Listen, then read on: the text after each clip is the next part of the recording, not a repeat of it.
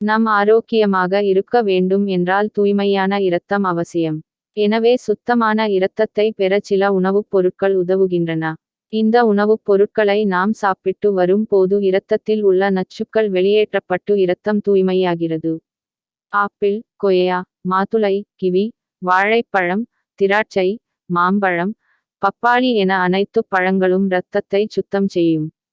இரத்தத்தில் உள்ள கெமிக்கல்கள், கழிவுகளை வெளியேற்ற உதவுவதில் சிறந்தது.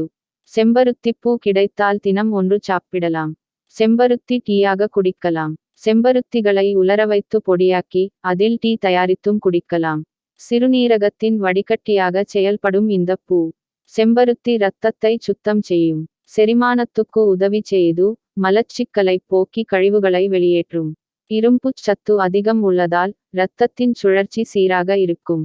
இரத்தத்தை எங்கேயும் தங்காமல் பாதுகாக்கும். காப்பர் பாத்திரத்தில் உள்ள நீரை தொடர்ந்து குடித்து வந்தால் இரத்தம் சுத்தமாகும்.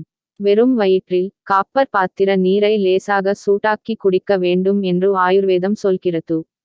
கல்லீரலை நச்சுகளின்றி பாதுகாக்கும். அரை டம்ளர் பாலில் ஒரு சிட்டிகை மஞ்சள் தூள் கலந்து இரவில் குடித்து வருவது நல்லது.